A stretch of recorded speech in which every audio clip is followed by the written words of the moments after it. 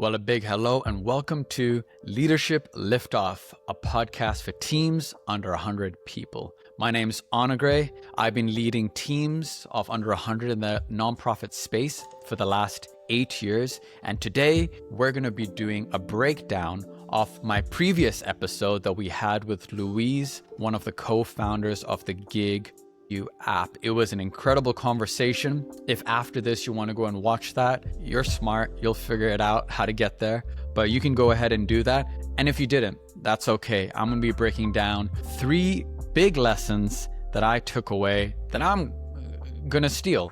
And if you're leading a team under 100, you should steal them too. So let's get into it.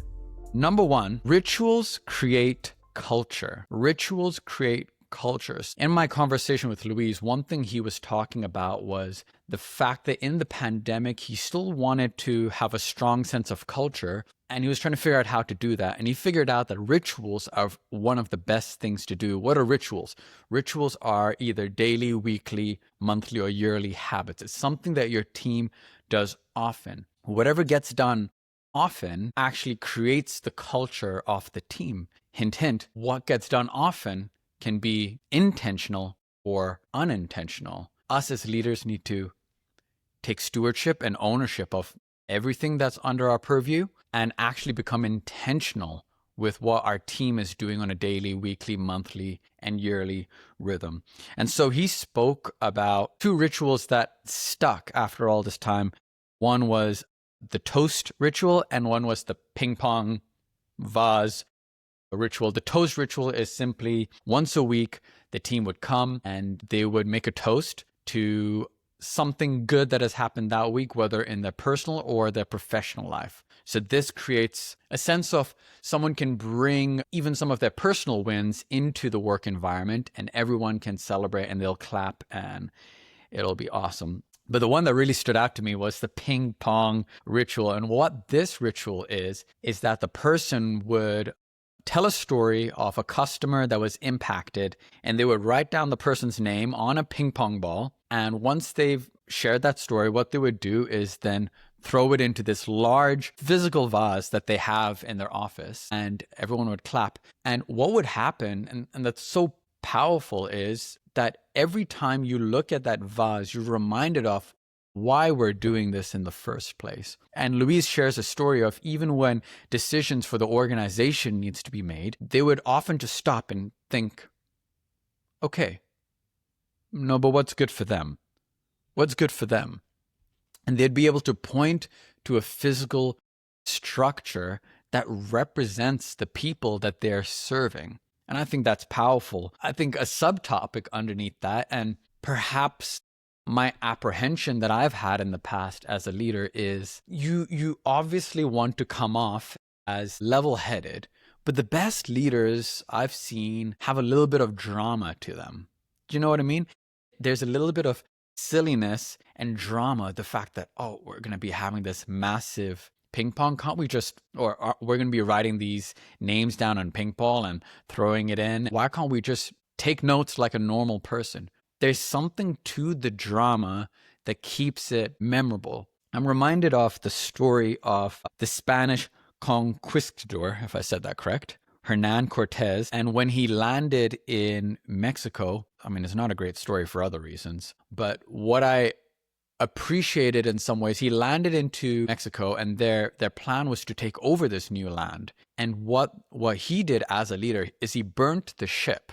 Now, burning the ship represented burning all of the plans and all other options that the team could have. As in, there's no more plan B, there's only a plan A now. And in a very dramatic fashion, what this sears into people's mind is, okay, everything has changed now. Now, we don't need to go and burn things, but there is something about a dramatic expression of something that feels out of the ordinary, that doesn't feel like quote unquote work, that really does something powerful. The best communicators, the best speakers do something that take people out of the lull and brings them into the moment. So that's the first lesson that I got from Luiz. Rituals create culture. So build intentional rituals that are memorable, that are really memorable. Number 2, along the similar vein, is fun is sticky. Fun is sticky. There's something about messing around at work, bringing some lightheartedness to what we do that is sticky. He spoke about, in my conversation with him, how one thing that they noticed in the organization was they were like toddlers playing soccer. And what's awesome is they're a Brazilian company. Soccer is very much a part of the Brazilian culture. And so as soon as you would have said, hey guys, I don't know about you, and then he puts up an image on the screen, this is what we look like. And it's toddlers playing soccer. It's hilarious. It's memorable. It's fun. And what's cool about that as well is he takes ownership for that as well. And he's like, and there's me along the way, but this is us. And then flips to the next slide, but we could be like this. And he shows a professional soccer team. This fun idea takes the pressure off serious conversations. And not that there isn't times to have serious conversations, but there's something powerful about reframing a challenge in a more positive and fun light. It turns it into a game. And the best leaders make leadership a game in some ways, where they're like, well, let's just give it a go. Let's try growing up and not being a toddler team anymore and becoming a professional team. And you can imagine that this language throughout the year, and again, they were successful with what they did, that throughout the year, they would have been like, all right, no more toddlers playing soccer, right? Toddlers always run after the ball.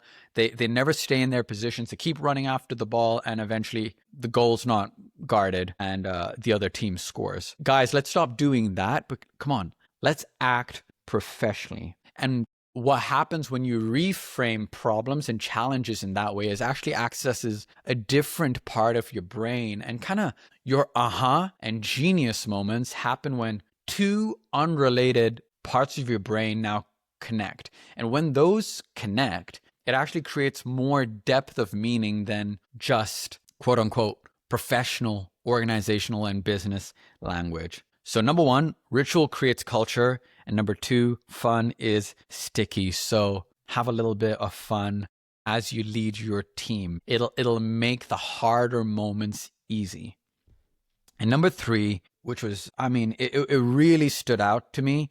And I was ready to do laps around this room because I was getting so excited that leaders like him exist. Number 3 is that empathy breeds a sense of responsibility. Empathy breeds a sense of responsibility. What am I talking about? This is when Luiz was sharing how before GigU was even a thing, he said that their team was sitting down and having more meals with Uber drivers than Uber, DoorDash, or any of them. They sat down with those people and had real conversations. I remember him saying, no one is thinking about the workforce created by the technologies. So he was thinking about these people who were not often thought about. And that's the reality. When you actually sit down with the people you're planning to serve, it humanizes people. They don't turn into just numbers, but they turn into real humans with real problems, with real dignity and honor on their life, who are worth serving. He also said,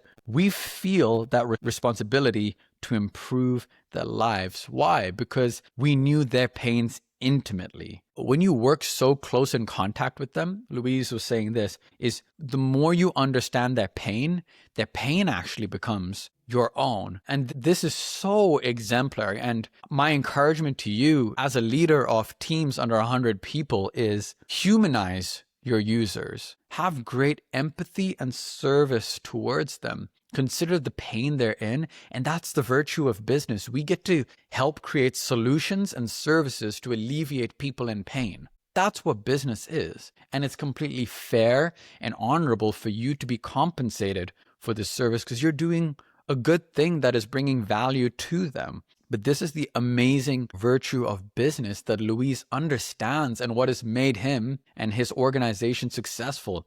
And I have no doubt in my mind with that North Star of an approach to help alleviate the pain of these rideshare workforces, it is going to be successful.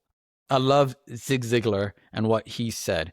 He says, you can have everything in life you want if you will just help enough other people get what they want. You can have what you want if you can help other people get what you want. So my encouragement to you as you're building your business, yes, get lots of revenue, get lots of profit, all those amazing things, but focus more on what you can give people than what you can get from people. So that's the breakdown. 3 lessons I'm taking away from my conversation with Luiz. He's awesome. If you haven't listened to the other podcast, go ahead and listen to that. But hey, we're just getting started over here on Leadership Liftoff. And if you enjoyed the podcast, got value from it, would you share it with your friends and founders? And let's get the word out. See ya.